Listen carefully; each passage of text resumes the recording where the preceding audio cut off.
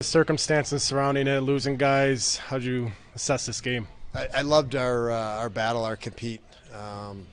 Lots of examples. Obviously, Tokarski coming back and jumping in there since I think December 1st or December 1st. So a long time for him, and he had uncertainty. Okposo battling and fighting the way he did, and Victor taking a high stick, coming right back on the bench.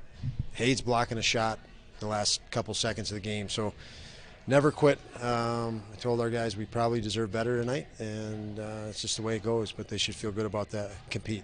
What was the message at the first intermission, and what were your thoughts on just how they responded to that? You guys really found your game, after we talked about pregame that it's going to take us a while to find our game. I mean, we just played back-to-back. You had Victor and Dolls flying in commercial at 3 o'clock today, and you're adjusting to altitude changes, which is significant.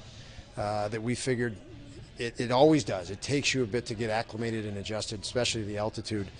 And that we said we were going to get better and better as the game went. And I think our guys picked up the feel of the game, the pace of the game, and with the intent to play the game to win. And I love that intent tonight. We played to win.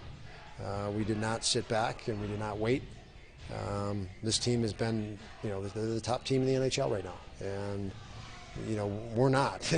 And so you guys know everything said about it was the expectations coming into the game were not that we could give them a game, and we wanted to make sure that we corrected that.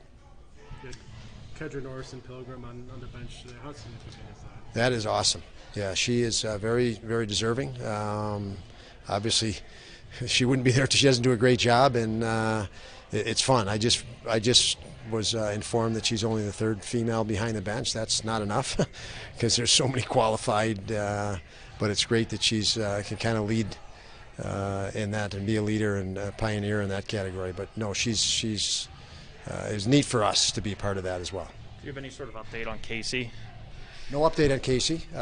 We knew a back-to-back would be tough.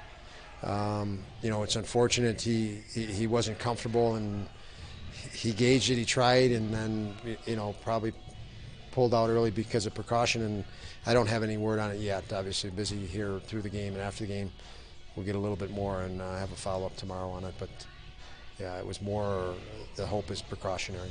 Was it basically a precaution with Tage as well to just hold him out? Tage just couldn't get there before the game. The injury he had, he played last night through it, and it was tight, and he could have, potentially played through it tonight if it didn't inhibit stride and skating, but it got to that point. Obviously, when you jump out of the game and the adrenaline stops of last night, it's always worse the next day, and it was. And he couldn't even move this morning. He got good movement by the game, but the strength wasn't there. So he'll be just day to day is the hope there.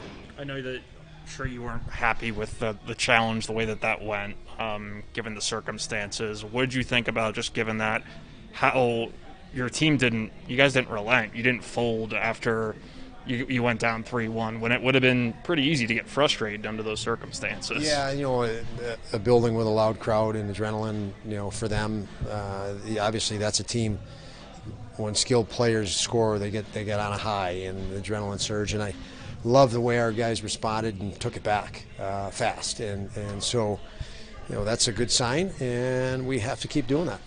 That was something that I felt we got away from, that fearless, go after them, and that's not good. We was much happier with how we played, and again, we only had we were down to 11 forwards, 10 when Vic left the bench, and so I really do like our effort tonight, and our compete really is the key.